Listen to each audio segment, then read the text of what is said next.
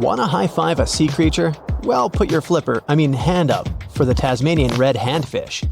This fish doesn't swim like a fish. It walks.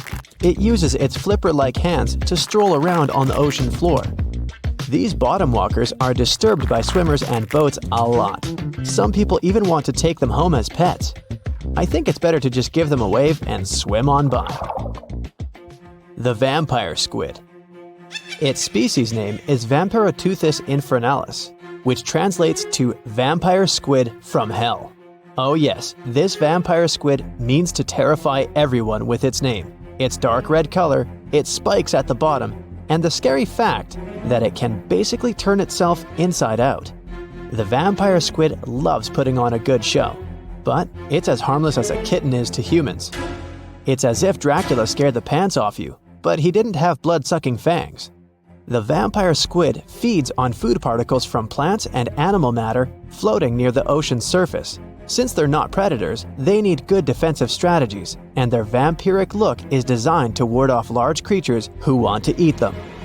Turning themselves inside out is a defensive mechanism since the spiky areas in the inner skin are more intimidating. They also shoot out a substance that does not have color, but is packed with bioluminescent particles to distract predators. The vaquita. Going out on a boat off the coast of Mexico sounds like the perfect vacation. The sun, the blue water, the most endangered sea creature. Wait, what? The vaquita isn't dangerous, but don't expect it to stick around to say hello or sign any autographs. It's incredibly shy. This little cow, that's what it means in Spanish, is one tiny sea mammal. With those black markings around its eyes, it looks more like a sea panda to me. Seeing one should make you feel very special. They're on the brink of extinction, mostly because they got caught by accident in fishing nets. It's estimated that there's only 10 left in the wild. The blue dragon. This little creature looks like something out of a kid's fantasy movie. It's called the blue glaucus, casually referred to as the blue dragon or blue angel. It can be found in many places, the Atlantic, Pacific, and Indian Oceans. It's kind of a mollusk and it only grows to be about an inch long. What you think is the back is actually the mollusk's bright underbelly. It regularly floats on its back so that its blue colors help it camouflage with the water's waves. The blue dragon isn't just pretty, it's also smart. It usually feasts on Portuguese man-o'-wars, also known as Physalia physalis. The blue dragon stores their stinging cells for later use, in essence, stealing their defensive mechanisms. When the blue dragon is threatened, it releases those stinging cells it stored, directing them at an enemy to sting them with more power than the Portuguese man-o'-war would have been capable of. As they can store a huge amount of stinging cells, they can be a threat to humans. So, if you find one, don't pick it up. It's best to admire it from a distance. The barrel-eye fish. If you ever wanted to have Superman's X-ray vision, looking at the barrel-eye fish will make you feel like you gained that superpower at some point in your life without even realizing it. The barrel eye has a transparent head, so you can see how their eyes and brain look inside. This magnificent creature lives in the deep sea. This is the lowest level of the ocean, where strange creatures roam in near-freezing temperatures and constant darkness. They're exposed to water's pressure that's almost 1,000 times that of the surface. If the idea of the deep sea sends a shiver down your spine, stay tuned to learn about another of its creatures later on. The barrel-eye fish can be found in the Atlantic, Pacific, and Indian Oceans. You might be wondering, why oh why would a fish have a see-through head? And that would be a fair question. Since the species was discovered in 1939, it was believed that the fish's eyes were set to see straight ahead and couldn't move. So it was assumed that they had tunnel vision. Scientists Bruce Robinson and Kim Reisenbichler from the Monterey Bay Aquarium Research Institute recently discovered that the fish can move its eyes vertically to see through the top of its translucent head, thus noticing if there are predators or prey nearby. The transparent head also allows more light to enter so they can detect prey better. It's believed that the barrel-eye fish eats jellyfish and small fish species. If you dive in the ocean at night, you might be lucky enough to see how orange ball corallomorph blooms in the dark. But make sure to be quick because as soon as you turn on your flashlight to take a good look, it will retract its tubes back into itself. The megalodon. The whale shark isn't the biggest shark known to humans. If the entire shark species were a kingdom, the prehistoric megalodon would be the ruler of the sea. Megalodon roamed the ocean a long time ago. About 15.9 to 2.6 million years back between the early Miocene and late Pliocene eras. While they've long been extinct, people are still amazed to learn about these gigantic sea beasts. Megalodon could reach anywhere between 45 feet to 60 feet in length with jaws more than 6 feet wide. A fossil of a tooth that once belonged to a megalodon measured at 7 inches. Needless to say, I'm pretty stoked that these guys have long been extinct. But there's still some adventurers out there hoping to meet this monster one day. The Dumbo octopus. This adorable creature, or creepy creature, or however you want to see it, is officially called Grimpoteuthis. More casually, it's referred to as the Dumbo octopus, named after the Disney character. Though Dumbo, the elephant, not the octopus, was teased for his big ears, it's highly unlikely that this adorable octopus gets teased by its water neighbors. They are the deepest living octopuses, living in the deep sea, and you know how scary that place is. They're only about 8 inches tall and spend their days hovering just above the seafloor eating snails, worms, and other food they find in the current or near ocean vents. There are nearly 17 species of Dumbo octopus, and they all have differences in height, color, and body parts. If you can't get enough strange animals, you'll be glad to learn that the deep sea has barely been explored by humans. So, keep an eye out. There are bound to be more fascinating animals discovered in the deep in the future. The sea angel. These creatures might look and sound pretty cute, but their diet is far from sunshine and lollipops. Their favorite food are sea butterflies. They lay mucus traps for them and wait in ambush. The squat anemone shrimp. This shrimp is tiny, only 0.5 inches. It's also known as a dancer shrimp because of its peculiar behavior. When agitated, it raises its bottom above its head and does a little dance. Divers also say it readily jumps on their hands and cleans them. The coconut crab. This guy may look pretty creepy, especially when the sun goes down. Mature coconut crabs are around 3 feet in length. Their preferred foods are coconuts, but they can also hunt down lizards and even large birds. The slender snipe eel. Slender snipe eel is a slim and long creature that's still a mystery for marine scientists. It's 4 feet long and it has at least 750 bones in its spine, which is much more than any other animal in the world. The sea pen. Sea pen is 7 feet long and it has a lot of varieties, but most of them look indeed like a pen or a quill. The similarity is even more striking when the animal has a water-filled bulb that anchors it to the floor. The Persian carpet flatworm. This creature looks indeed like a carpet, despite being very small by comparison. It's only 4 inches long, able to become both male and female. It doesn't really mate with other flatworms. Rather, it fights them for the right to bear posterity. The flamingo-tongued sea snails. Tourists love these extraordinary snails for their pretty colors, thinking it's a shell, but in fact, the shell is quite dull and hidden underneath colorful soft tissues. They eat softer, toxic parts of corals and store their toxins to protect themselves. Okay, get this. Dolphins can phone each other. This is not a joke, but a fact confirmed by scientists. They put a mother and a baby dolphin in 2 separate aquariums and conducted special underwater audio communication between them. When the connection was turned on and the dolphins heard each other's voices, they started chatting. Their conversation consisted of happy whistles, chirps, and clicks. You've probably heard this chatter in wildlife movies. But I wonder, how do the dolphins dial the phones? Do they have flip phones? Get it? Flipper using a flip phone? Okay, never mind. Anyway, the most interesting thing about this experiment is that the mother and the baby recognized each other's voices through the speakers without seeing each other. They were talking fast, like it was a normal dolphin phone conversation. Think of a dog that hears its owner's voice from a phone speaker, or when you turn on a video of another barking dog. Your pet is confused and doesn't understand what's going on. But dolphins started communicating immediately, just like humans. Many animals communicate with one another through touching, gestures, biting, or growling. But dolphins have shown they can communicate without direct contact. If they understand clacking, clicking, and whistling, it means only one thing. Dolphins have their own complex, developed language, and scientists hope to learn it. Scientists called one of the elements of their language signature whistles.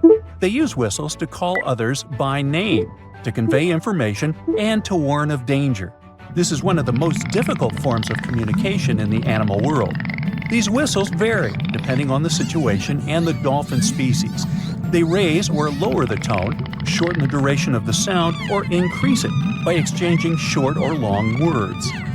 To compare the language of dolphins with other species, scientists have compiled a table of sound properties such as length, clarity, pitch, pattern, and others.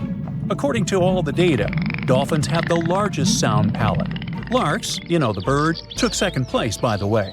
But even with all this data, we still don't know much about the complexity and diversity of their language. In one of the latest studies on this topic, scientists analyze about 1,000 dolphin communication recordings made over the past 40 years. But even after that, we can't even come close to understanding it. It's possible that AI will handle this better than humans. We aren't aware of how to speak using signature whistles, but scientists know for sure that dolphins use them to express their emotional state, to share news, and to tell each other about the dangers or where their prey swims.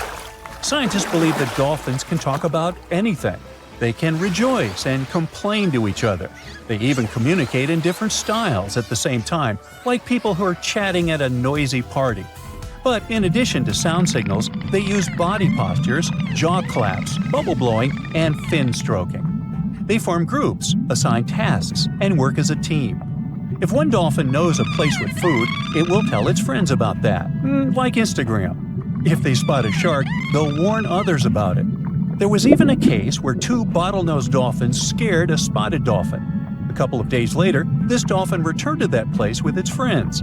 It's like when some bad guy bullies you, and then you call your friends to help deal with him. What if we learn dolphins' language and find out that they're smarter than humans? What if they gossip about the human race and laugh at "Oh, brother, get a load of these dumb people. They're fighting each other over nothing. What do they spend their lives on? Why don't they just chill and enjoy life? They create too many problems for themselves. It's a good thing we're smarter than them and can just relax in the ocean. Yeah, dude, let's stay away from them." Or maybe they know a lot more about nature and the ocean than people do. What if they discuss the problems of the ocean and have unknown technologies? Of course, these are all theories, but just imagine how cool it would be if you could understand dolphins and respond to them using a special program. You could get yourself a good friend that's interesting to talk to and can take you for a ride in the waves. Ooh. Unfortunately, at the moment, it's still very unlikely. Dolphins are too fast swimmers. It's difficult to constantly record their communication using high-tech equipment. Even the slightest change in the dolphin's whistling is associated with their actions. Their whistles may sound the same, but the context is different. They play, fight with one another, chase fish, or run away from a large shark, and all the time, they use their language. Well, we have the same situation. We raise our hands when we want to say hello, but we also raise them when saying goodbye. Our wow reaction can mean both joy and horror, depending on the context. Dolphins have the same complex communication. For example, they clap their jaws when they fight each other, but they also do it when they play. Dolphins are unique not only because of their brains and the way they communicate. Perhaps you don't know that dolphins are not fish, they're mammals. Yeah, you knew that. They can't breathe underwater because they don't have gills. They come to the surface, take a deep breath, and swim for about 10 minutes. Then they repeat this process. Unlike fish, dolphins don't lay eggs. They give birth to cubs, and they feed them with milk. They also have body hair. Yep, newborn dolphins have hair on their beaks. They lose it soon after birth. Why do they need this hair? Scientists believe that this is an evolutionary echo from the time when dolphins lived on land. And here's another strange fact. We've all heard how millions of years ago, fish began to slowly come ashore. During evolution, they changed their appearance, adapting to new life on solid ground, and so they gradually turned into mammals. But dolphins are unique since their development is kind of reversed. They were originally amphibians that lived near bodies of water. The ancestors of those amphibians were artiodactyl mammals, similar to deer. Not only dolphins, but also whales and porpoises have the same evolutionary path. All of them are called cetaceans. They made a big step from land to water about 50 million years ago. What if these ancient deer-like animals were the most intelligent creatures on Earth that realized that living in the water was much better than living on land, and they haven't regretted that decision yet? Dolphins have a big brain. Chimpanzees and humans have brains of the same size, and they all have something in common. Dolphins have a long lifespan, and they form groups. They show the emotions of sadness, grief, happiness, and joy. They can assess situations and solve problems. But the coolest thing is they can pass the mirror test. That means they recognize their reflection in the mirror. They don't just look at themselves. No, they pay attention to the parts of their bodies that they can't see otherwise. They examine their movements in the mirror. Their behavior in front of a mirror is not much different than that of humans. This indicates their self-awareness and high intelligence.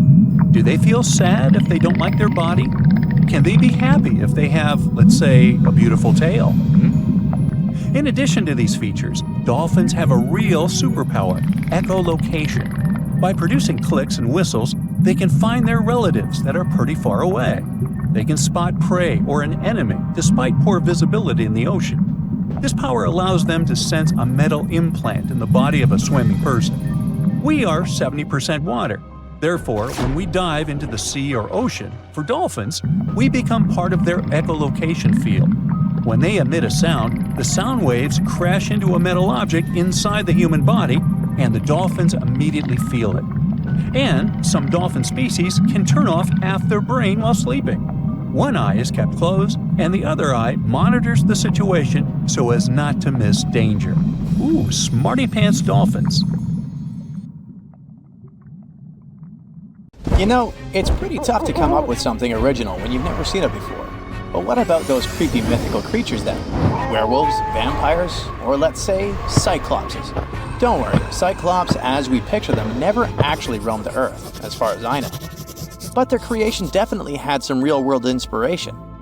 Turns out, ancient tales of these one-eyed giants might have been stirred up by a certain animal, dwarf elephants. Let's rewind to the Pleistocene era. It's where the inspiration for cyclops lies. When sea levels were lower, animals could waltz from one island to another. Elephants and mammoths were just chilling together. But then the Ice Age ended, and ice melted, and bam! Those land bridges were underwater, leaving some animals stranded. With food running low, smaller elephants had the best chance at survival, leading to dwarf versions that were just about 3 feet tall at the shoulder. Now, here's where it gets interesting. When those little elephants passed away, they left behind skeletons that might have looked like a giant with a single eye. The trunk, which is soft and doesn't fossilize well, was gone. And without tusks, the skulls could totally resemble something out of a monster mash. Yikes! So when the Greeks showed up and stumbled upon these skulls, they could have thought they had stumbled upon massive creatures with a single eye. And poof! The legend of the Cyclops was born. Remember that cute cartoon about a mermaid? Well, sorry to break your pink glasses, but the true story didn't end happily. The Little Mermaid and Eric did not tie the knot. In Hans Christian Andersen's original fairy tale, the Little Mermaid is faced with the choice to slay the prince. However, when it's time to act, she discovers that she is unable to harm him. Instead, she chooses to sacrifice herself to save him, ultimately turning into sea foam. Right, but where does the mermaid character come from? Hans Christian Andersen wasn't the first to dream up mermaids. Long ago, people thought the ocean was full of all kinds of mythical beings, like krakens and sea serpents, adding a bit of mystery to the waters. The earliest known half-fish, half-human character is Wanis, a Babylonian deity from the 4th century BCE who swam ashore by day and returned to the sea at night. Similarly, ancient Greek sirens, initially depicted as birdwomen, lured sailors to their demise in Homer's Odyssey. Over time, they've turned into the fish-tailed mermaids we know today, with the word siren now often meaning mermaid in several languages. Traditionally, they're wicked. Sure, mermaids are just make-believe, but their stories can grab people's imagination. Like Christopher Columbus. When he sailed in 1492, he swore he saw a mermaid. Spoiler alert, it was actually a manatee, which is basically the original sea cow. And they're not even that much of fish, they're closer relatives to elephants. Now, it might seem strange to mix up a lazy sea creature with a gorgeous half-fish lady, but it's not just Columbus who made that mistake. That's why manatees and their cousins, dugongs, are grouped together in Sirenia. In Japanese folklore, certain animals are attributed with supernatural qualities believed to affect human affairs. These entities fall under the category of yokai, specifically known as henge or shapeshifters. The most notable among these creatures are the cunning fox spirits called kitsune and the tanuki. Let's tackle this one step at a time. If you Google tanuki, you'll get a bunch of adorable pics in Google Images. The reason for that is simple. It is indeed tanuki in Japanese, but in English, we should say Japanese raccoon dog if we want to refer to an actual animal. However, the word tanuki can have two meanings, both an actual animal and its folklore namesake. The mythical version, called bake tanuki, pops up in stories and legends all over Japan, while tanuki are real animals. Bake tanuki are portrayed as quirky, supernatural beings. In some areas, the tanuki is said to have shape-shifting abilities, similar to those of foxes. It can become anything or anyone, and some stories even claim that it can possess humans. Now, kitsune are inspired by foxes. Their looks speak for themselves. These magical animals get wiser and more powerful as they age. Just like tanuki, they can shapeshift into humans or other forms, and they're known for their tricks. While some stories talk about kitsune playing pranks, others show them as loyal friends or even lovers. Back in ancient Japan, foxes and humans hung out a lot, leading to all sorts of legends. By the way, the number of tails a kitsune has is the key. The more tails, up to 9, the older and more powerful it is. Some folks even make offerings to them as if they were deities. I mean, who wouldn't want a wise fox on their side? Today, dire wolves are widely recognized due to their connection with the Stark kids in Game of Thrones. However, these creatures were not merely a product of the show's creators' imagination. Much larger than contemporary wolves, dire wolves inhabited the Americas until their extinction around 10,000 years ago. Over 4,000 fossilized remains of these animals were unearthed at the La Brea tar pits in Los Angeles, where they may have become trapped while scavenging on the remains of other animals that had fallen in. The dire wolf had an exceptionally large skull, yet its brain was smaller compared to that of modern wolves. If they had possessed larger brains, they might have been more discerning and recognized the dangers posed by the tar pits. Additionally, while there is no record of albino dire wolves, albino cubs have been documented among modern wolves. Check out this creepy sea serpent with multiple heads. It's called the hydra in Greek mythology, and according to the legend, one of its 9 heads was immortal. So every time you locked one off, 2 more popped up. Hercules had to take on this beast as one of his biggest challenges, and his nephew lent a hand. While Hercules was busy playing whack-a-mole with the heads, his nephew was cauterizing the wounds to stop them from coming back. Eventually, he managed to chop off the immortal head and buried it under a hefty rock. Believe it or not, this wild story might have had a basis in reality. There are a few documented cases of snakes with multiple heads, though 9 is pretty rare. Reptiles seem to be more prone to this kind of thing compared to other animals. Still, no records about one of those heads being immortal. Duh. Giants have been a part of stories forever. Take Greek mythology, for example.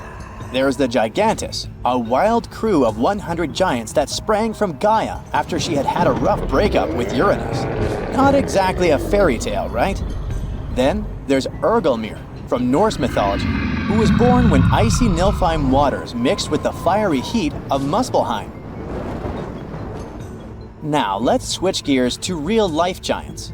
Some folks had a condition called hereditary gigantism, which helps explain the tales of these towering figures. Scientists think they found a gene linked to it.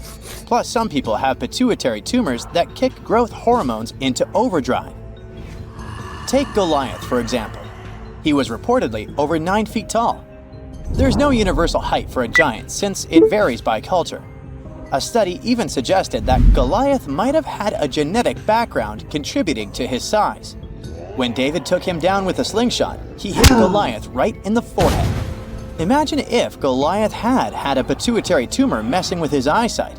It would have been a classic case of didn't see that one coming. And speaking of giants, meet Robert Wadlow, the tallest guy ever recorded. He stood at an insane 8 feet 11.1 inches and weighed 439 pounds. Basically, a human reindeer. As a kid, he was always the tallest. At 8, he was already as tall as his father, and by 9, he could carry him around. By graduation, he had hit 8 feet 4 inches. Not much happens in dark, murky ocean depths. It's mostly pretty quiet, with some smaller fish carefully passing by and probably hoping nothing big would grab them on their way. There's also a bigger fella looking for plankton coming through every now and then. Suddenly, a giant beast comes out of nowhere.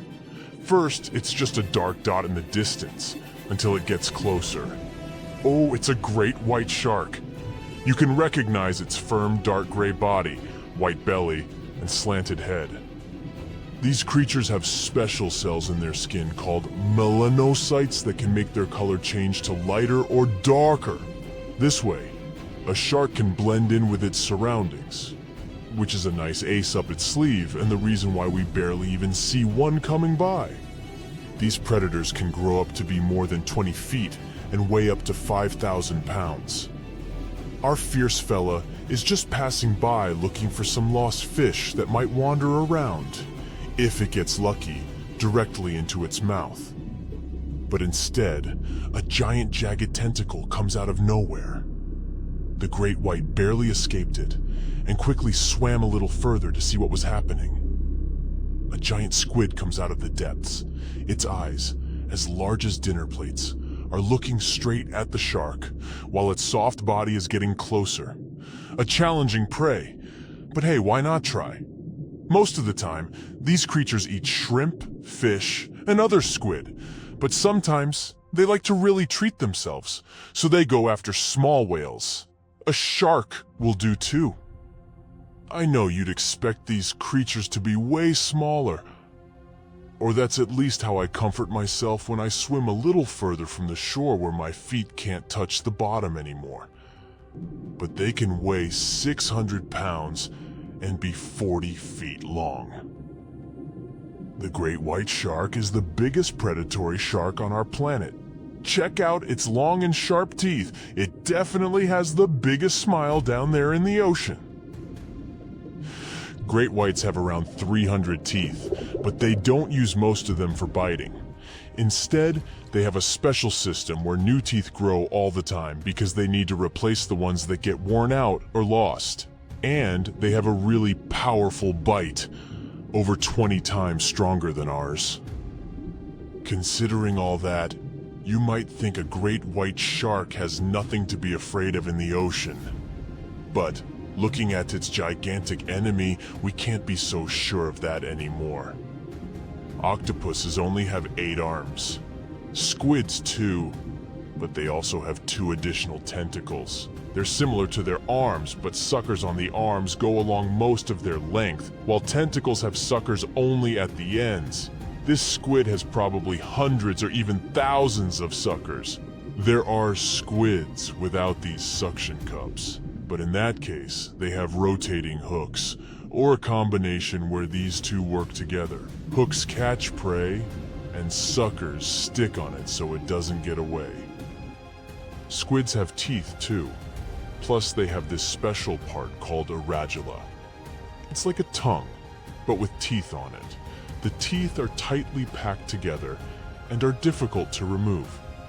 When food is passed to the radula, the teeth chew it into small pieces. This is important because squids have sensitive body parts near their throat, so they need pieces of their food to be very small. Their bite may not be as strong as the great white sharks, but it's still quite powerful. For instance, way stronger than a lion's.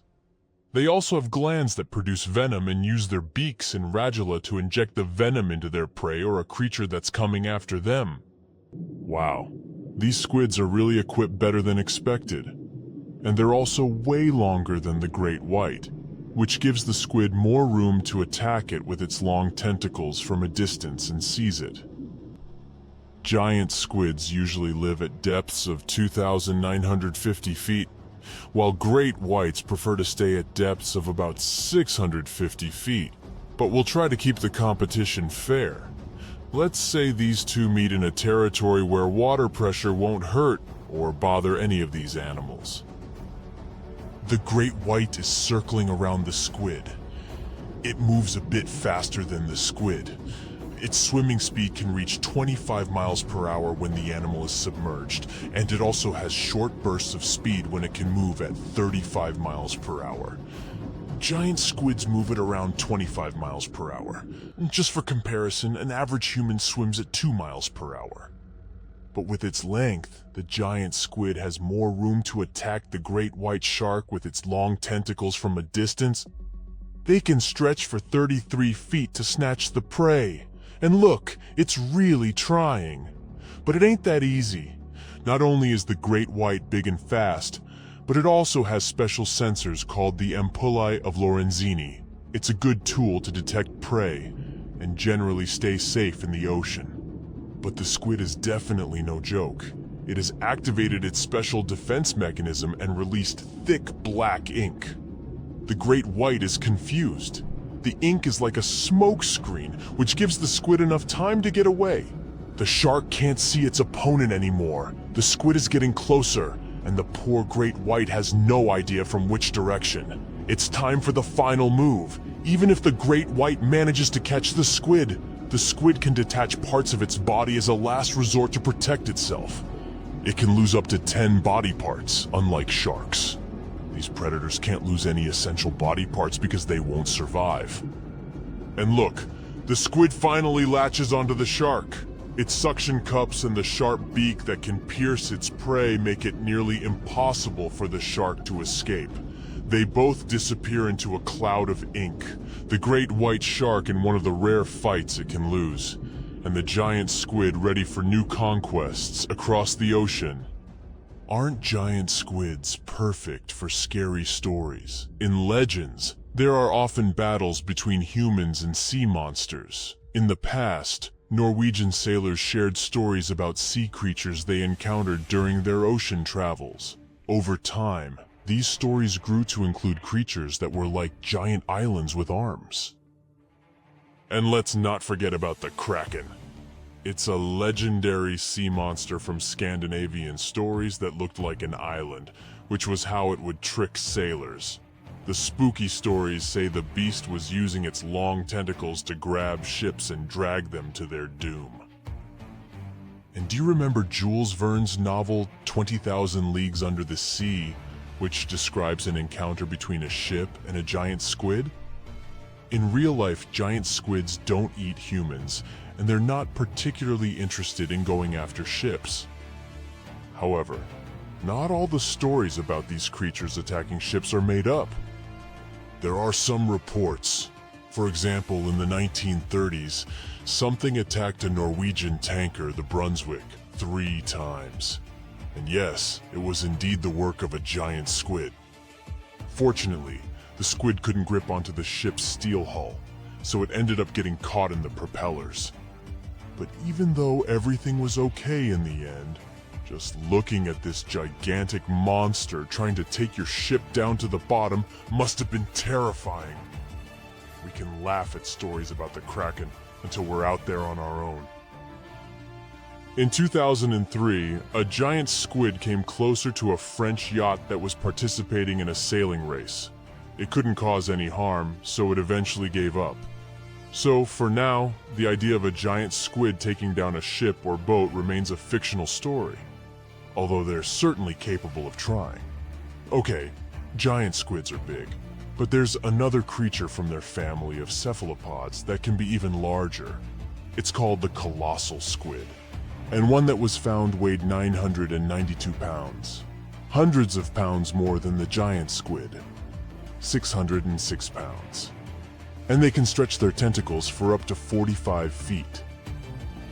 So imagine stumbling upon a creature so huge it could dwarf even the largest known marine animals today. Scientists discovered the fossils of this beast on England's coast and believe it once ruled the waves. The new species was named Ichthyotitan severnensis, but thankfully for me, scientists nicknamed it the Little Stock Monster. Its estimated lengths range from 72 to 85 feet long, almost as big as a blue whale. Megalodon can't even compare to this. It was only about 60 feet long. And what's crazy is that this fossil we found wasn't even an adult, so who knows what their actual size was. The first piece of the Little Stock Monster was discovered in 2016 in the Westbury Formation. Researchers found a 3-foot-long jaw part that belonged to an unknown species. For years, this single fragment had been driving them crazy because they had no idea what that animal was. Then, in 2020, a miracle happened, of sorts. A father with his 11-year-old daughter found the second piece of fossil on a beach. This discovery led to more findings. Finally, in 2022, the last piece of the literal jaw puzzle was found, buried along the Somerset coast. This leviathan belonged to the Shastasaurid family. Both the Little Stock Monster and other Shastasaurids had one ancestor, so all the species in this family are super similar to each other. For example, all of them were the largest marine reptiles ever to exist. Although our Little Stock Monster is much larger, most Shastasaurids could grow up to only 69 feet long, and it's possible that the Little Stock Monster, when fully grown, would reach up to 100 feet or even more. Both of their bodies were just perfect for cruising the ancient seas. These marine titans were elegant and slender, with an elongated snout. Other marine animals at the time were smaller and looked more like dolphins.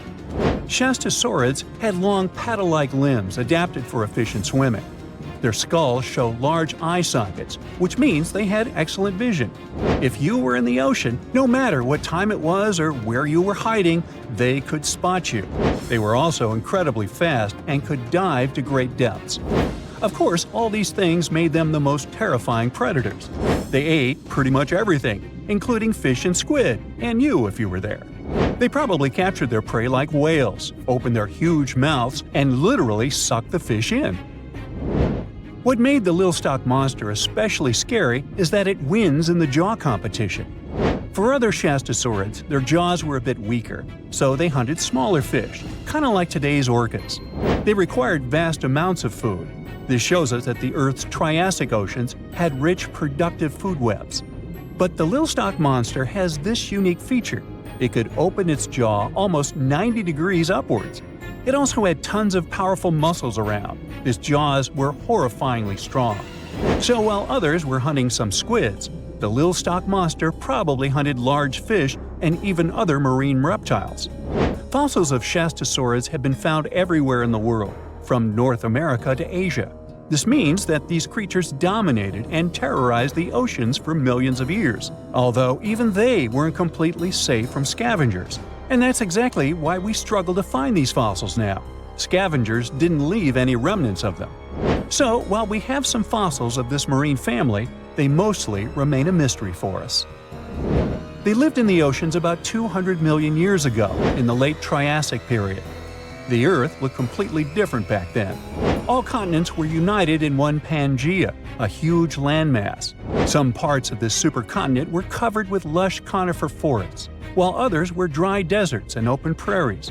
It was before the famous Jurassic period, but there were already first pterosaurs and amphibians. It seems like those monsters were crazy resilient. The Triassic period was super unstable, but they survived through many changes in the environment. Well, until the last one. The Triassic extinction came out of nowhere. It was one of the Earth's big 5 extinction events. It wiped out almost all species on the planet, including these leviathans. It's still not clear what happened exactly, but it looks like there was a huge tectonic activity. Volcanoes in the oceans were going crazy back then. These massive volcanic eruptions have probably altered the climate and ocean chemistry, leading to the extinction of many species. Scientists have a theory that it might have happened because there was a rain of comets flying to our planet from the Oort cloud. This likely happens about every 200 million years or so. I wasn't around then, so I'm just guessing here. In any case, after the extinction, the Earth took some time to recover. Then it entered the famous Jurassic period. More terrifying sea monsters were on the way. One of them left us a colossal skull. This fossil is 150 million years old, and it also belonged to a sea beast from Jurassic times. They called it the Sea Rex. The name is very fitting. This monster could have broken a car in half with one bite. It was also discovered accidentally. A fossil enthusiast was walking along the Jurassic coast. This place is famous for having tons of ancient fossils, all because of the erosion in stormy weather. Typically, people find small spiral fossils here. However, this time, he discovered a giant sea monster fossil. Excited, he contacted scientists. They arrived at the spot right away and then had to carefully climb down a cliff to search for the rest of the skull. This fragment alone is 6.5 feet long. Turns out, it's a newly discovered species of pliosaurs, giant predators of the ancient seas. Pliosaurs were among the largest marine predators ever. Some of them grew up to 40 feet long. They used their huge teeth to snatch and devour prey, including other reptiles. Well, at least those creatures are far gone. But what about the horrors that still live in our oceans? Recently, biologists discovered the world's longest animal, the one that's still alive to this day. They found it off Australia's coast, on the Gascoyne coast, a very mysterious and unexplored place. There, underwater vehicles stumbled upon a frightening 150-foot-long siphonophore. That's twice as long as many blue whales and 3 times as long as a humpback whale. Doesn't it kind of look like one of those toy string worms? But this creature isn't friendly at all. It's a string-like deep-sea predator. What's even more scary is that this isn't actually one creature. It's a colony of small clones working together as one. Basically, collective consciousness. Ooh, Borg.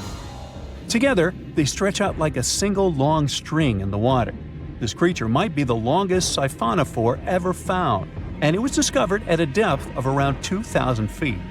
Siphonophores, similar to jellyfish, capture their prey by dangling stinging tentacles in the water. When their tentacles touch small crustaceans and fish, they get paralyzed, and then they're reeled up to the colony's body. Expeditions to Western Australia's underwater canyons were definitely worth it. Together with that siphonophore, scientists have discovered up to 30 potential new marine species. Among them were a new octopus or squid, a long-tailed sea cucumber, glass sponges, and giant hyroids, colonies of animals resembling upside-down jellyfish. None of them have been seen before in Australia. But most of them weren't as scary as the one that was recently discovered in the Gulf of Mexico. This creature is straight out of a sci-fi thriller, a 26-foot-long mangapinna squid or bigfin squid. It was discovered near an offshore oil rig at a depth of more than 7,800 feet. It has incredibly long elastic tentacles, which can be 15 to 20 times longer than its body. It holds them at right angles to its body, making it look even creepier, almost as if it has elbows. And yes, it's another deep-sea predator. These 10 tentacles probably help the squid trap their prey and drag it onto the seafloor. We barely know anything about this extraterrestrial-looking creature because they're very hard to find and study. And if you think their tentacles are awful, just check out these creatures with 20 arms. This thing looks like a facehugger. This new species is lurking in the frozen depths of Antarctica. Experts were searching for cryptic sea animals known as Promachocrinus, or Antarctic feather stars. They're kind of similar to starfish and sea cucumbers, but have an otherworldly appearance and can live up to 6,500 feet below the surface. It's called the Antarctic strawberry feather star. Despite its pretty name, its appearance is anything but cute. It has a bizarre strawberry-like body from which 20 spindly arms branch off. Its coloring ranges from purple to dark reddish, and the arms all have different lengths and thickness. Who knows how many more of such scary creatures we'll discover in the future? There's a creature somewhere deep in the ocean looking for prey that would make Dracula himself proud. It's been around since before even the dinosaurs walked the earth. It has no bones or jaw, but it doesn't stop this underwater vampire from hunting. The name of this eel-like parasite is the Pacific lamprey. The English monarch loved this fish so much that he defied doctors' orders to stop eating lamprey flesh. He got sick every time he'd have the original gooey fish. But the lack of bones and the fact that this lamprey tastes like slow-cooked beefsteak made the royal fall in love with the fish once and for all.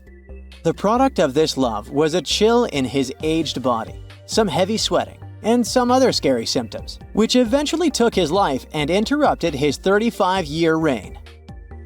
The lamprey is way better at surviving, as it lived through at least 4 mass extinctions. Its ancient ancestors evolved over 450 million years ago. There are around 40 living species of lampreys still thriving across the world.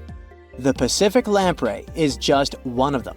These creatures have cartilage instead of bones, and a third eye, which is a special light-sensing organ on the top of their heads. Instead of a regular jaw, they have a sucker mouth surrounded by teeth. It's perfect for latching onto prey and sipping up body fluids like underwater vampires.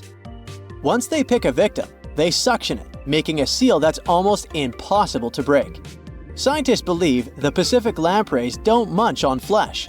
Female lampreys lay up to 200,000 eggs in nests that stay in fresh water for 3 to 4 weeks. Once the larvae hatch, they burrow into sediment and stay under the sand for up to a decade. When they hit their teenage years, these miniature Draculas re-emerge and migrate from freshwater all the way to the Pacific Ocean. This journey isn't the easiest, and it takes some changes to its appearance and physiology to adapt to a huge change in salinity. After several years, they go back to freshwater to reproduce. Pacific lampreys can use chemical clues released by their larval migrating pals to find their way. They can travel hundreds of miles inland to find the perfect spot for spawning and rearing. It's not always the same place they spawned in. Many species of birds, mammals, and other fish can appreciate the fatty flesh of lamprey. This makes them some of the most valuable players in freshwater and marine ecosystems. Another lamprey type, the sea lamprey, is native to the Atlantic Ocean. It's not that dangerous when it's at home, but once it gets to the Great Lakes, it becomes a real threat to the 4 local native species of lamprey. The sea lamprey is up to 4 times bigger than the lake species. It has unlimited food and spawning grounds, and no natural predators here, so it becomes cocky. It secretes an enzyme that doesn't let the blood clot. Once it attaches to some unsuspecting fish, it spends the next several months feeding off of it. And even if the fish shakes the lamprey off, it doesn't have long to live because the mark the predator leaves behind. Sea lampreys aren't interested in humans, but can accidentally latch onto a swimmer. It won't be fatal, but it's not the most pleasant sensation, and you need to get the spot of the impact disinfected. The Australian box jellyfish looks harmless, but it's considered the most venomous marine animal. Unlike other kinds of jellyfish that float with the current rather than swim, this creature can reach an impressive speed and choose its own direction. It has tentacles covered with tiny darts loaded with poison. People and animals that get unlucky enough to meet with those tentacles face some scary and sometimes even fatal consequences in a matter of minutes. Before you decide to never revisit the ocean, you should know that only a few out of around 50 existing species of box jellyfish have venom that is lethal to humans. There are some not-so-dangerous species living in warm coastal waters worldwide. And the most dangerous ones are in the Indo-Pacific region and northern Australia. A blue-ringed octopus spots a signature psychedelic color and the ability to take away your life. This cute-looking sea monster likes to spend its time in the soft, sandy bottom or shallow tide pools and coral reefs. It normally hides in underwater crevices, among shells or debris. If you disturb it, the octopus will activate its tiny color-changing organs and demonstrate its blue rings as a warning signal. The next step will be releasing a venom 1,000 times more powerful than cyanide. This venom is more toxic than that of land mammals. The octopus normally uses it to hunt crabs, shrimp, and small fish by pecking them with its beak and paralyzing them. There is no known antidote for the venom, so if you ever see this sea creature, the best you can do is to stay away from it. It bites without any pain, so you might notice when it's too late. The good news is that it's not aggressive and won't go after you unless it's cornered. The reef stonefish are masters of disguise in the underwater world that camouflage themselves on rocks, coral reefs, or just blend into the seabed. They thrive throughout tropical marine waters of the Indo-Pacific. Their invisibility superpower makes them especially dangerous to their prospective victims they ambush and swallow whole. If someone happens to disturb them, their 13 defensive dorsal spines stand on end and deliver a powerful venom punch. They say stonefish stings are extra painful and lead to scary consequences within minutes. They're called the most venomous fish in the world. If you don't do anything about it, the impact can be lethal. If you ever go diving in the Pacific Ocean, be careful not to pick up a cone snail from the seafloor. It has a beautiful shell made of brown, black, or white patterns. Like most other snails, it's slow, but it has a complicated system of seeking out prey. It likes to snack on fish, marine worms, or even other snails. Once a cone snail senses food is near, it activates a sharp proboscis, or a needle-like protrusion from its mouth. The attack is swift and super potent. The victim doesn't even have time to realize what happened to them. Once it's completely incapable of moving, the cone snail swallows it whole. Humans aren't on its menu, but it can still release the venom if someone steps on it or disturbs it. The proboscis can even penetrate gloves. Luckily, only several out of over 700 species of cone snails can take a human's life. But since there's no antivenom, you better not risk it. All 52 known species of sea snakes living mostly in the warm tropical waters of the Indian and Pacific Oceans are venomous. The beaked sea snake even has the title of one of the world's most venomous serpents, but it's one of the few kinds that can pose a real threat to humans. Sea snakes prefer a peaceful coexistence and would rather slither away than engage in any confrontations. If you ever see them in the water, staying calm and moving slowly will save your life. Sea snake bites, although almost painless at the moment, can have varying degrees of impact. Some may only cause mild symptoms, while others can lead to severe outcomes. Most bite reports come from accidental encounters, like someone freeing them from nets or unsuspecting beachgoers stepping on them. Blue dragons rarely grow larger than the size of a grape. They like to swim belly up, so their brightest blues blend in with the ocean waters. And the silver front faces down and camouflages with the darker seabed. Blue dragons feed on another dangerous sea creature and store up their stinging cells. Their venom lives on even after the fish itself is no longer alive. That's why you should be extra careful and never pick up or step on them on the beach. Well, hey there! We dive back in time and into the oceans over 500 million years ago, just, because we can. Whoa! Watch out! It's not megalodon or giant sea reptiles you need to look out for here. It's a bizarre, unearthly-looking creature called Rarest. The name means unlike any other shrimp, and I think you'll agree, it looks like a nightmarish cross between a shrimp and a modern-day centipede. 2 tentacles protruding from its face, each lined with razor-sharp teeth. Oh yeah, and this thing was about the size of your leg.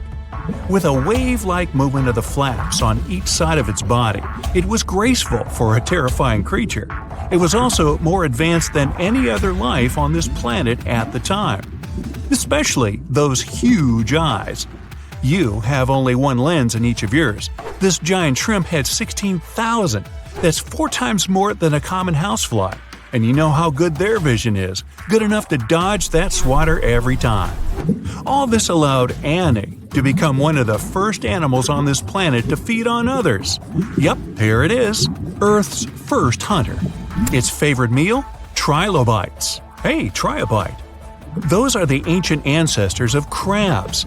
Some of their fossils have marks on them in the same shape as the monster shrimp's mouthparts.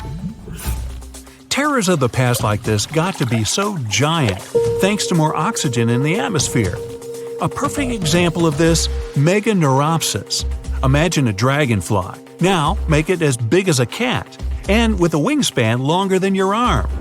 Megan, the monster-sized dragonfly, could easily grab other insects or even small animals, and she ruled the air with quick movements. Back then, there were still no large birds or other airborne enemies for this behemoth bug, so it was safe and free to grow as large as this planet would allow.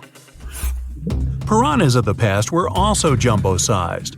Mega piranha was about 3 times the size of the river terrors we have today. Its bite force was about the same as a tiger's, and those striped kitties bite down 2 times harder than lions. That means it probably not only dined on other fish and any land creatures that, got too close to the water, but it could also easily crunch down on large turtles and other unlucky shelled creatures. And fun fact, modern-day piranhas bark like dogs when they're about to enter a confrontation. It actually sounds more like a frog's ribbit.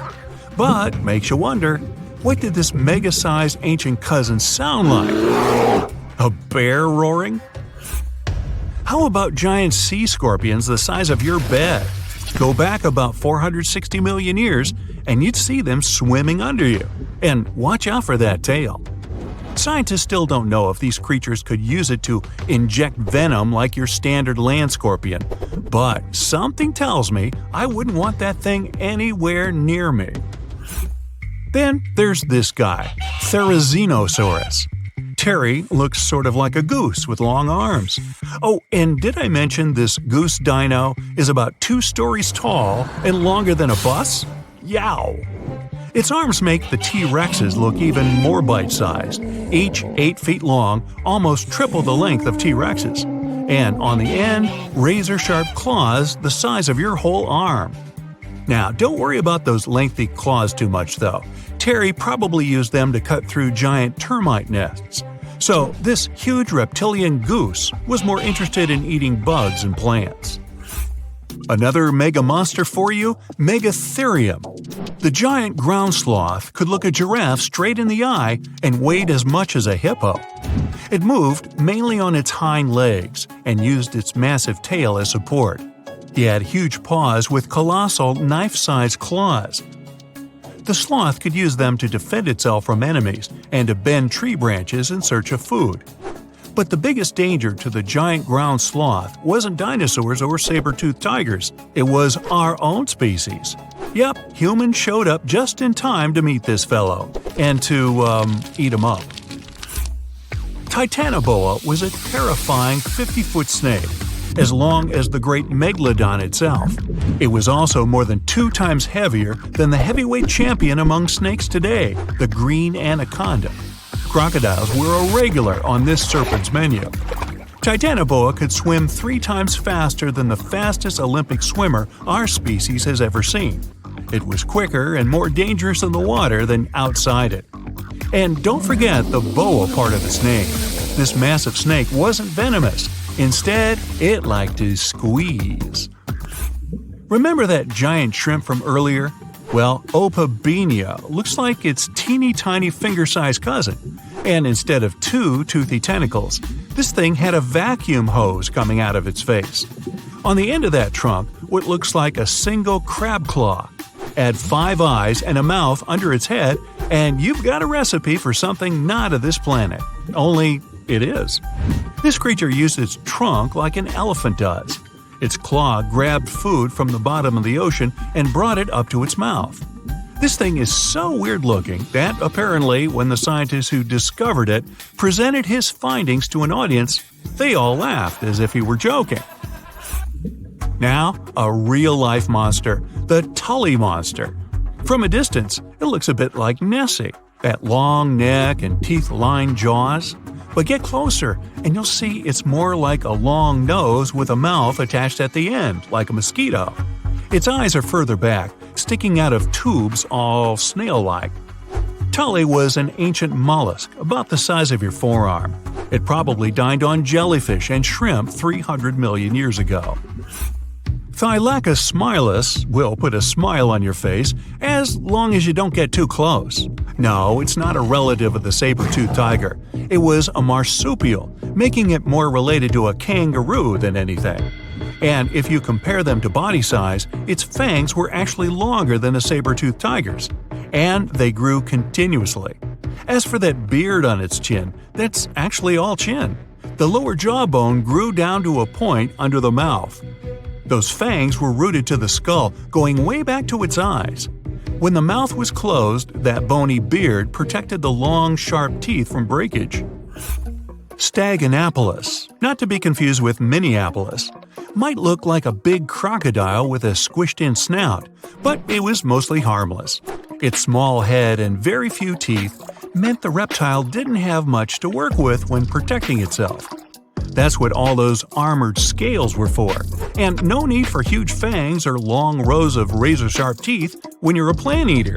That beak-like tip on its nose allowed the stag to dig up plants. So, really, this reptile was more like a 10-foot scaly pig than a croc. Basilosaurus was a type of ancient whale that lived on our planet about 45 million years ago. Not quite as long as a blue whale, but this guy was still big enough to munch down on other whales and even sharks. Some people believe these monsters could still exist today. Eyewitnesses claim to have seen a giant sea dragon, and Basilosaurus fits the description. Plus, 90% of our oceans are unexplored. There's plenty of space to hide a sea monster. But scientists haven't found any fossils of this ancient whale younger than 3.7 million years. So, this myth is busted. Stegosaurus is one of the most recognizable dinosaurs that ever lived. It can easily be distinguished by those huge spikes on its tail and the bony plates on its back. It was twice as long as a giraffe and nearly 5 times heavier. But compared to its body size, it had the world's smallest brain. It was no larger than a dog's. Pelagornis had the largest wingspan of any bird ever discovered. It was twice the size of the largest bird today, the wandering albatross. Such huge wings made it hard for the bird to take off. It could only do so by jumping off cliffs. And when it finally spread its wings, this giant could only go about 40 miles per hour. The fastest bird today can reach speeds 5 times that. Scientists and geologists are out there in the vast ocean, towing these trusty devices, also known as streamer cables. They drop these cables about 16 to 65 feet deep, with each stretching over 20,000 feet long. Now you can imagine that this whole setup creates quite a commotion underwater, attracting all sorts of curious creatures. And guess who shows up for the party? Sharks. Yep, these toothy pals are drawn to the magnetic fields of the streamer cables and sometimes mistake them for a chewy snack. Now, before you start thinking that sharks have a personal vendetta against these cables, let me tell you something. This is not a new problem. It's been going on since the 1980s. Even big players like Google have faced these underwater cable conundrums. They had to surround these internet cables with a fancy material to protect them from shark teeth. I mean, can you imagine a shark causing a delay in your internet browsing? That's one hungry predator with a serious grudge against technology. So, why exactly are sharks so keen on these cables? Well, no one knows for sure. Some scientists think it's because sharks have a thing for electromagnetic fields and get curious. Others believe they just have a thing for anything cable-shaped. It's not all sharks that cause such problems, but which of them are the troublemakers in this aquatic tale? Well, it depends on the depth of the cables. For example, when it comes to a particular depth, the bull sharks seem to be the mischief makers. These bad boys have solid gray physiques and short snouts. They're like the bullies of the underwater neighborhood, causing trouble wherever they go. Bull sharks are widely found in tropical and warm waters around the world, and they seem to have a knack for seeking out these streamer cables. Now I know what you're thinking. Did these scientists really catch a group of bull sharks and make them bite cables just for science? Nope, they're way too clever for that. Instead, they used a 3D scan of an authentic bull shark jaw to create a computer model. Talk about high tech. They simulated shark attacks on the cables, measuring the impact and compression forces. It turns out that a shark can really do a number on those cables. But here's the kicker. The strength of the cables depends on how fast the shark is swimming when it decides to take a chomp. So if you see a shark cruising by at top speed, you better watch out for those cables. But wait. We can't blame the poor sharks entirely for the fate of these underwater cables. A 2009 report points out that a lot of fish have a considerable history of nibbling on cables. It's like a buffet for these underwater creatures. Barracudas, sharks from shallow and deep waters, and even some other sneaky culprits have been identified as cable biters. They just can't resist sinking their teeth into the cable wrapping, which then lets the power conductor hang out with the seawater. It's a recipe for cable failure. Still curious about the fascinating world of cable installation? Did you know that more than over 90% of international data takes a watery journey? These cables, which are like underwater highways, stretch for hundreds of thousands of miles beneath the ocean's surface, reaching depths as deep as the size of Mount Everest. Now, you might be wondering how these cables are placed. Well, it's not as simple as dropping wires in the water like in the cartoons. In fact, it requires some careful planning and specialized boats called cable layers. These brave boats meticulously run the cables across the flat surfaces of the ocean floor, making sure to steer clear of all obstacles that Mother Nature throws their way. When it comes to cable sizes, the shallow water cables are about as thick as a soda can. On the other hand, deep water cables are way smaller, measuring up to the size of a marker. Why the difference, you ask? Well, it's all about vulnerability. Way down there, 8,000 feet below sea level, there isn't much action going on. Therefore, these deep-sea cables don't need as much shielding wire for protection. They're like the skinny swimmers of the cable world, gliding through the depths with ease. But let's not forget about the installation costs. Brace yourself, because placing a cable across the vast expanse of the ocean is no bargain. We're talking about millions of dollars. Now, the actual price may vary depending on factors like the total length of the cable and its destination. But trust me, it's definitely not pocket change. Installing shallow water cables is quite the spectacle.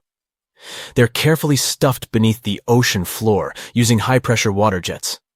It's like giving these cables a cozy underground home, shielding them from the whims of the ocean currents. So, while cable installation may be slow, and let's face it, a bit expensive, it's truly a remarkable feat of engineering. The underwater world is a complex and delicate ecosystem, and the cable layers take great care to ensure that their installations don't disrupt the marine life and habitats that call the ocean home. It's a balancing act between technological progress and oceanic conservation, and they're doing a pretty good job at it. Whenever you browse the internet, remember that your cat videos and funny memes might just be zipping through those submarine cables deep beneath the waves. But burying cables safely underwater isn't actually a modern idea, you know. Hold on tight because we're going on a time-traveling adventure back to the mid-19th century. Picture this. It's 1854, and something groundbreaking is about to happen. The installation of the very first transatlantic telegraph cable begins, linking the distant shores of Ireland and Newfoundland. Now, before you roll your eyes and say, "Old news, buddy," let's remember that this was a pretty big deal back then. Fast forward 4 years, and the moment of truth arrives. The first transmission is sent through the cable, carrying a message that goes something like this. Laws. White House received 5-minute signal. Coil signals too weak to relay. Try drive slow and regular. I have put intermediate pulley. Reply by coils. Okay. Maybe not the most exhilarating message ever sent. But hey, they were just getting started. Now, let's put ourselves in the shoes of those remarkable folks involved in this undersea endeavor. Imagine being the lead electrician of the Atlantic Telegraph Company, also known as White House, in the message. He must have been quite the electrician extraordinaire. To put things into perspective, while our cable pioneers were busy laying the groundwork for transatlantic communication, the world outside was bustling with activity. Charles Dickens, that literary genius, was still crafting his timeless novels. Meanwhile, a little settlement named Dallas was officially incorporated in the vast state of Texas. It's pretty incredible to think about how far we've come since then, with our high-speed internet and seamless global communication. Could you really take down the internet by simply going underwater with a pair of wire cutters? Well, technically, yes. You'll need to be all geared up, wearing your snazzy scuba suit and holding a pair of trusty wire cutters. You can also add a mischievous grin on your face just to create the right ambiance, don't you agree?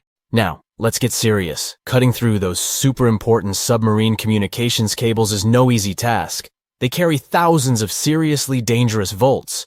But here's the deal. Someone actually did it in Egypt back in 2013. A group of daring individuals wearing their sleek wetsuits and equipped with wire cutters decided to give it a go. Their target? The Southeast Asia Middle East West, Europe E4 cable. A whopping 500-mile lifeline that connects 3 continents. As soon as those mischievous cable cutters did their thing, chaos ensued. Internet speeds in Egypt took a nosedive, plummeting by a staggering 60%. Can you imagine the frustration of trying to load a cute puppy video and having to wait for ages? But hey, let's keep things lighthearted here. The internet, like a phoenix, rose from the ashes once the cable was repaired. Speeds were restored, and everyone could once again binge-watch their favorite shows and indulge in endless rounds of online gaming. There are plenty of fish in the sea. Some of them look totally like Nemo or Dory. Then there's the butterfly fish and fancy guppy, which is indeed really fancy. And then there's... what on earth is that? I would definitely not pay for a diving experience to see this guy. The anglerfish has the unofficial title of the ugliest animal in the world, but I wouldn't dare to break that news to it. There are more than 200 species of anglerfish currently swimming somewhere in the gloomy depths of the Atlantic and Antarctic Oceans, up to a mile below the surface. Some of them prefer different living conditions, the shallow tropical environments. Different kinds of anglerfish vary in shape and size, from the famous black sea devil to frogfish, monkfish, footballfish, goosefish, batfish, and sea toad.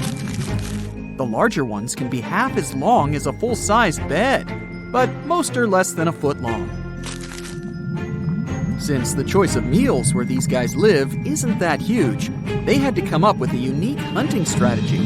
They don't waste their priceless life energy on following prospective prey. Instead, they use a piece of dorsal spine that sticks above their mouths like a fishing pole, hence the name of the fish. There's a sac of bioluminescent bacteria that glows brightly in the dark at the end of that rod. The light lures prey, and all the anglerfish has to do is wait, and then enjoy its lunch delivered right to its mouth. Their bodies are pliable and huge, so they can easily swallow prey twice their size. Deep-sea anglerfish eat whatever they can find. Species that live in more shallow water aren't picky either, and can eat anything from shrimp to snails and small fish. Only female anglerfish have the cool fishing rod feature though. So what about their males? Finding a soulmate deep under the sea isn't that easy. I mean, literally, there's no light down there. Plus, there are frigid temperatures and low oxygen levels. Anglerfish can't afford to go on many dates in those conditions, so they mate for life. And before you go aw about it, I have to tell you, they do it in quite a special way. Male anglerfish are much smaller than their ladies. The contrast is so striking that when researchers first got interested in their love life, they thought those males were actually the offspring, or larvae, hanging out next to their moms. Certain anglerfish male species have receptors that alert them that there's a female nearby.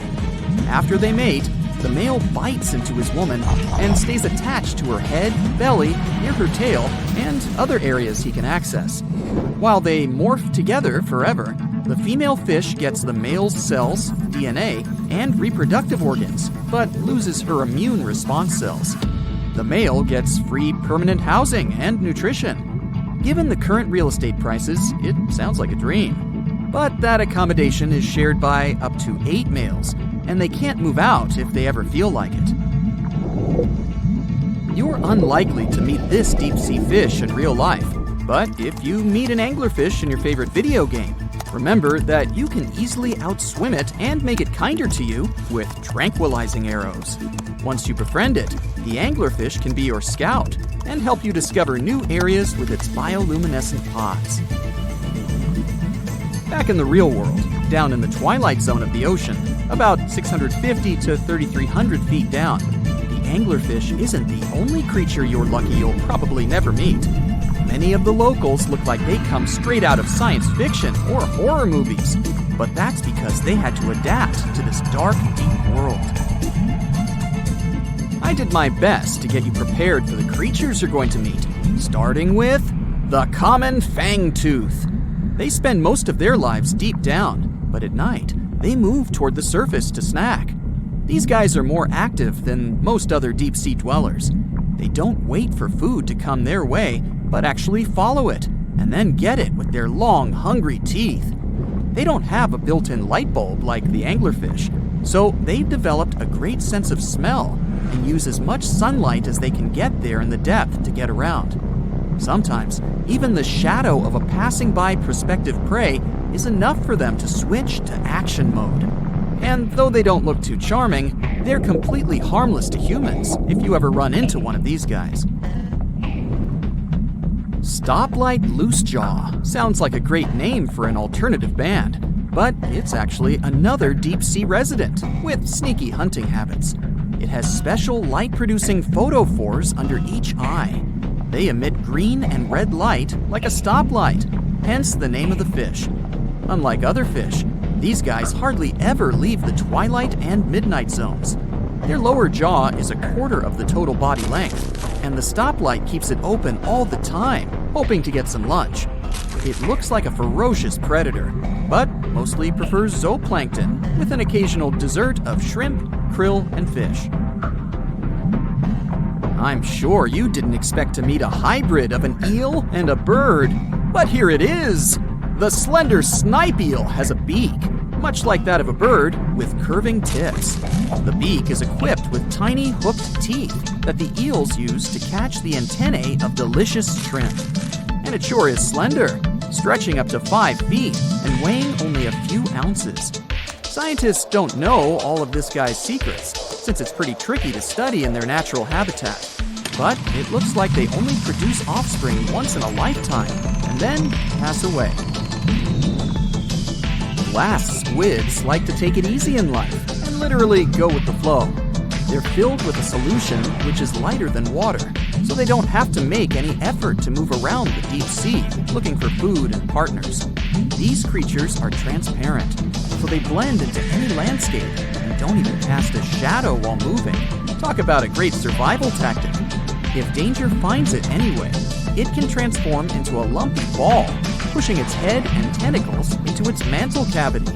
It can also release ink into the mantle and go from transparent to black. The same ink can protect it against hungry whales and seabirds.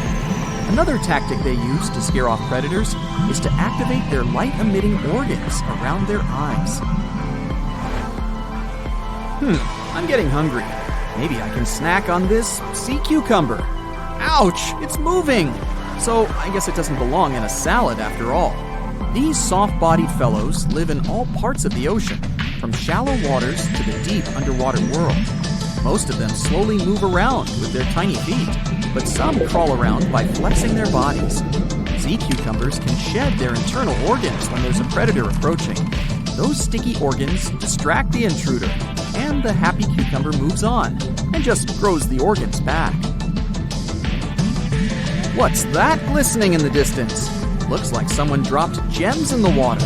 That's a sea sapphire, also known as the most beautiful animal you've never seen. Some males of this type of copepod can change color from deep blue to purple, red, or gold. 1 second later, it's gone. And it's back, shimmering bright. The secret to this magic is that their bodies are transparent and reflect light differently at certain angles. It looks like it's their way of communicating between each other and attracting mates. Female sea sapphires don't have the same superpower, but their eyes are bigger compared to males, probably to spot them from a distance. Males roam wild and free, and their ladies stay in the crystal palaces of strange barrel-shaped jellies called salps. Now prepare yourself for some weird stuff. We're going to dive into the fascinating world of sea cucumbers, the squishy detritivores that are nature's very own recyclers.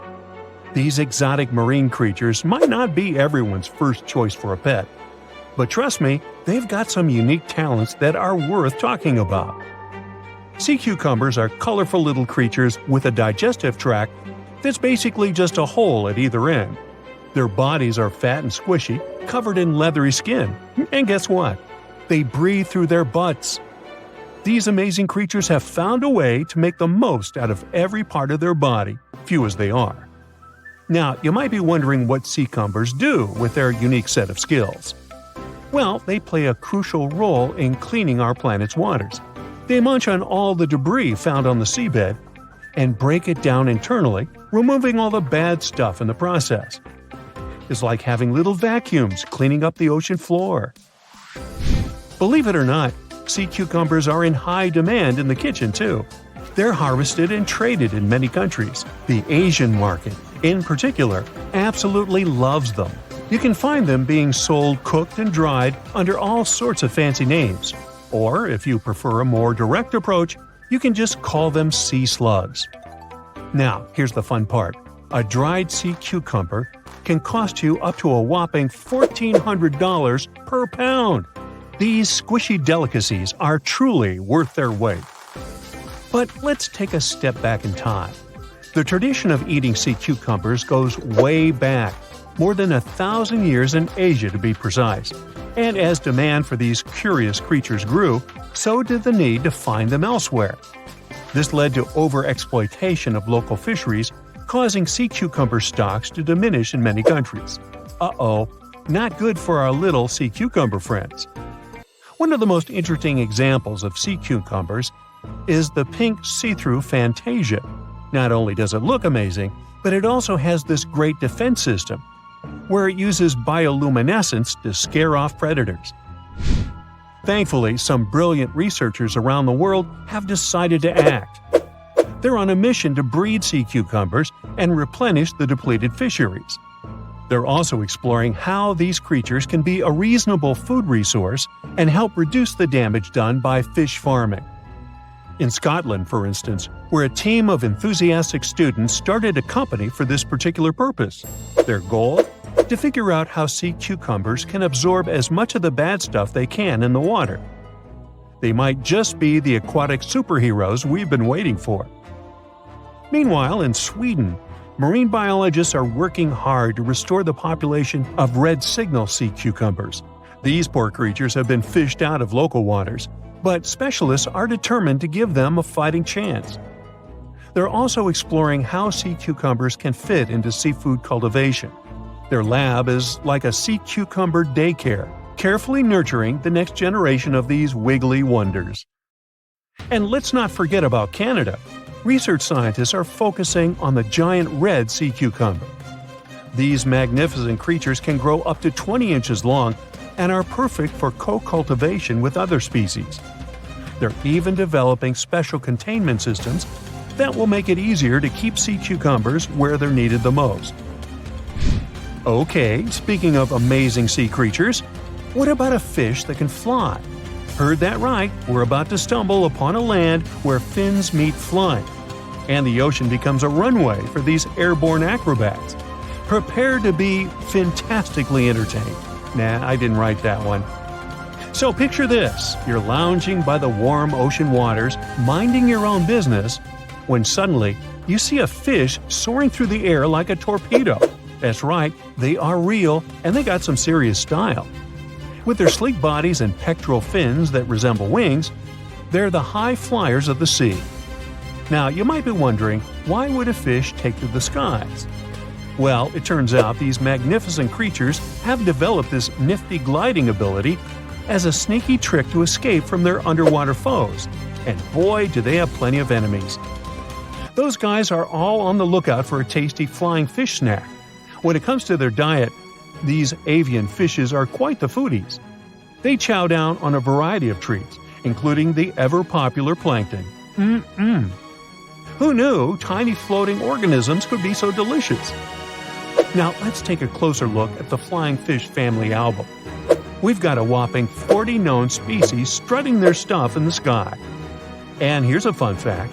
All of them have tails that are forked in an uneven manner, with the lower lobe being longer than the upper one. It's like the fishy version of a funky hairstyle. And there's more. Some of these weird flyers even have supersized pelvic fins, giving them the appearance of having 4 wings. Can you imagine the envy in the fish community when they see these trendsetters gliding by? Okay, now let's get to the nitty-gritty of their airborne adventures. The flying fish takeoff is a sight to behold. First, they gather some serious speed underwater, reaching a zippy 37 miles per hour. That's faster than some highway speed limits. Then, like a rocket ready for blastoff, they angle themselves upward and break the ocean surface, ready to take flight. But they don't stop there. These thrill seekers can reach heights of over 4 feet in the air. Can you imagine the view from up there? They glide through the sky, covering long distances. That's like the fishy equivalent of a marathon. And here's the best part. When they approach the water again, they can flap their tails and continue their flight without fully returning to the depths. These fishy flyers are also all about the nightlife. Just like partygoers flock to a glittering disco ball, flying fish are attracted to light. Crafty fishermen take advantage of this by setting up canoes with just the right amount of water to keep the fish comfy but prevent them from escaping. Then they add alluring light to the scene, and before you know it, flying fish are caught left and right, supplying a bountiful catch for those lucky fishermen. Don't worry though, these flying fish aren't on the endangered species list. Not yet, at least. The next time you find yourself by the ocean, keep an eye out for these marvelous creatures. You never know when you'll see a flying fish extravaganza. Our next adventure takes us into the quirky world of underwater romance. Picture this: a scene that looks like someone doing the tango with their lunch. Wait, what? No, it's not a throwing up contest, I promise. We're diving headfirst into the jaw-dropping, pun intended, mating ritual of the jawfish. These curious creatures call the coral reefs of the Caribbean Sea and the Western Atlantic home. And boy, do they know how to make a spectacle of themselves. Forget about pickup lines or fancy gestures. These jawfish rely on their unique jaw-based moves to pursue their potential partners. It's like a dance-off, but with their mouths. Not only are these fishy fellas skilled in the art of sand scooping, but they also double as diligent parents. Talk about alliteration. Talk about multitasking. The males take their parental duties to the next level by carrying the precious eggs in their giant mouths until they're ready to hatch. It's like they have their own aquatic daycare center going on. When they're not busy nurturing their offspring, these jawfish transform their mouths into fighting tools. That's right, it's time for the Jawfish Fighting Championship. They go head-to-head, or rather mouth-to-mouth, in epic battles of mouth strength and agility. You know the old saying, put your money where your mouth is? Well, these jawfish take it to a whole new level. Whether it's for romance, parroting, or friendly competition, these jawfish show us that sometimes actions do really speak louder than words. They may look like they're having a bad seafood experience, but rest assured, it's just their unique way of finding love and expressing themselves.